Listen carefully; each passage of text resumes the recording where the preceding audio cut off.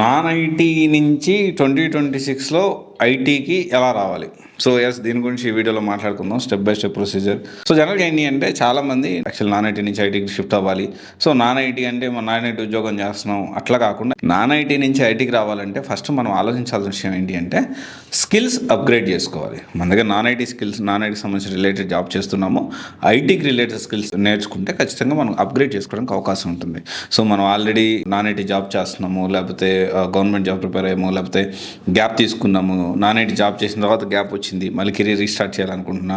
So ఇలా ఎప్పుడైనా కానీ very much possible. Okay, non IT నుంచి డైరెక్ట్ సో మనం ఒక 6 months టైం ఇన్వెస్ట్ చేసామంటే 100% మినిమం ఒక 10 lakhs ప్యాకేజ్ తోటి మనం ఐటీలోకి షిఫ్ట్ అవ్వచ్చు. సో ఇక్కడ మనం అర్థం చేసుకోవాల్సిన విషయం ఏంటి అంటే కెరీర్ గ్యాప్ టైంలో, సో కెరీర్ గ్యాప్ వచ్చింది లేకపోతే నాన్ ఐటీలో జాబ్ చేసి ఐటీ షిఫ్ట్ అవ్వాలి, జనరల్గా వచ్చే డౌట్స్ ఫ్రీక్వెంట్గా ఏమంటుందంటే నాకు కోడింగ్ వస్తుందా, నేను కోడింగ్ నేర్చుకోగలుగుతానా, సో డెవలపర్ రోల్ పాసిబిలిటీ ఉందా, సో ఇంటర్వ్యూ క్లియర్ చేస్తామా, క్లియర్ చేసిన తర్వాత సర్వే అవుతామా. వెరీ ఇంపార్టెంట్ ఏంటంటే నాకు బీజీవీ క్లియర్ అవుతుందా, బీజీవీ క్లియర్ అవుతుందా, బీజీవీ ప్రాబ్లం అవుతుందేమో. ఇక్కడ దీనికి సంబంధించే చాలా డౌట్స్ ఉంటాయి. వీటన్నిటికీ అంటే ఈ నాన్ ఐటీ నుంచి ఐటీలోకి స్టెప్ బై స్టెప్ మారడానికి స్విస్ టెక్నాలజీస్ అంటే దీనికి సంబంధించి ప్రతి ఆస్పెక్ట్లోనూ వీళ్ళకి సపరేట్ పేరోల్ కంపెనీ ఉంది. అండ్ నాన్ ఐటీలోకి ఐటీ షిఫ్ట్ అవ్వడానికి మొత్తం గైడెన్స్ వీళ్ళు ప్రొవైడ్ చేస్తారు, ట్రైనింగ్ ప్రొవైడ్ చేస్తారు, ప్లేస్ అంటే జాబ్ వచ్చే వరకు సపోర్ట్ చేస్తారు.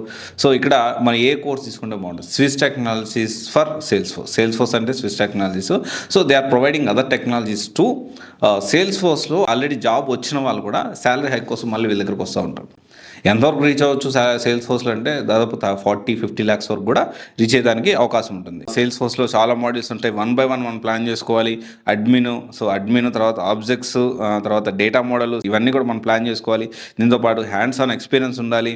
సో డెవలపర్గా కూడా మనం వెళ్ళొచ్చు, లైక్ ఎపెక్స్ బేసిక్స్ కానీ, ట్రిగర్స్ కానీ, ఎస్క్యూఎల్ కానీ, డీబగింగ్, సో ఇవన్నీ కూడా మనం ప్లాన్ చేసుకోవచ్చు. అంటే ఒకటే విషయం, ఇప్పుడు మనం ఏదైతే మనం రియల్ టైం ప్రాజెక్ట్స్ చేస్తూ మనం చేసిన వర్క్ అంటే మనం ఏదైతే రియల్ టైం ప్రాజెక్ట్స్ చేస్తూ ఉంటాం అది మన స్క్రీన్ మీద కనబడితే రిఫ్లెక్ట్ అయితే దానికి వచ్చే కాన్ఫిడెన్స్ వేరే లెవెల్ ఉంటుంది. ఎందువల్ల సేల్స్ ఫోర్స్ని బేసిక్ నుంచి ఏమీ తెలియని లేమ్యాన్ అంటారు కదా. సో లేమ్యాన్ అంటే అసలు ఏం తెలియనోడు ఇక్కడ వదిలిపెట్టినా కానీ, అంటే ఎలాంటి కోడింగ్ బ్యాక్గ్రౌండ్ లేకుండా, ఎలాంటి ఐటీ బ్యాక్గ్రౌండ్, ఐటీ అంటే ఏందో కూడా తెలియని వాళ్ళు కూడా ఇక్కడ జాయిన్ అయితే దానికి సంబంధించి బేసిక్స్ నుంచి ఎలా ట్రైన్ చేయాలి, ఎలా తీసుకెళ్ళి ఒక మంచి ప్యాకేజ్ తోటి మంచి ఎంఎన్సీలో కూర్చోబెట్టాలి అనే కాన్సెప్ట్ అనేది సేల్స్ ఫోర్స్లో స్విస్ టెక్నాలజీస్కి ఉంది.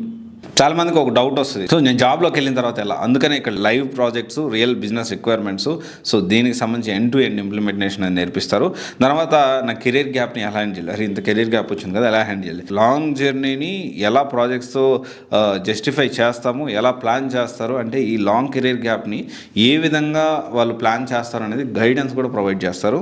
సో ఇంటర్వ్యూ ప్రిపరేషన్లో కూడా సో ఇంటర్వ్యూ ఎలా క్రాక్ చేయాలి, మంచి ప్యాకేజ్ తోటి ఎలా తీసుకెళ్ళాలి, సో దానికి సంబంధించి మాక్ ఇంటర్వ్యూస్ జరుగుతాయి. ఇంటర్వ్యూ అయిపోయిన తర్వాత ఎక్కడ పాయింట్స్ డ్రాబ్యాక్స్ ఉన్నాయి, ఎక్కడ పాజిటివ్ పాయింట్స్ ఉంటాయి, ఎక్కడ నెగిటివ్ పాయింట్స్ ఉన్నాయి, ఇవన్నీ కూడా మళ్ళీ వాళ్ళు ట్రైన్ చేయడం జరుగుతుంది. సో ఇక్కడ మనం అర్థం చేసుకోవాల్సిన విషయం ఏంటంటే right guidance, right institute, Swiss technology లాంటి ఇన్స్టిట్యూట్ని మనం సెలెక్ట్ చేసుకొని మంచి ఫ్యూచర్ ఉన్న సేల్స్ ఫోర్స్కు సెలెక్ట్ చేసుకుంటే ఖచ్చితంగా నాన్ ఐటీ నుంచి ఐటీకి రావడం అనేది పెద్ద విషయం ఏం కాదు. ఇదే మిరాకిల్ కాదు, మ్యాజిక్ కాదు. ఇది ఏంటంటే మన process, we need to trust the process. ఆ ప్రాసెస్ ఏంటి, ఆ ప్రాసెస్ చెప్పినట్టు అక్కడ ల్యాబ్ ఫెసిలిటీ కూడా ఉంటుంది, మార్నింగ్ నుంచి ఈవినింగ్ దాకా అక్కడే ఉంటూ సో ఆ ప్రాక్టీస్ చేసుకుంటే సో డెఫినెట్లీ మనకు హెల్ప్ అవుతుంది. సో అలా కాకుండా 2026లో నాన్ ఐటీ నుంచి ఐటీకి రాలేము, ఇంత కెరీర్ గ్యాప్ ఉంది, సాఫ్ట్వేర్ జాబ్ తెచ్చుకోలేము అనే కాన్సెప్ట్ కాదు. సో ఒక్కసారి మీరు ఆఫ్లైన్ విజిట్ అవ్వండి, కెరీర్ కౌన్సిలింగ్ కూడా ప్రొవైడ్ చేస్తారు. సో మీరు ప్లాన్ చేసుకోవచ్చు. Thank you. This is Raj signing off.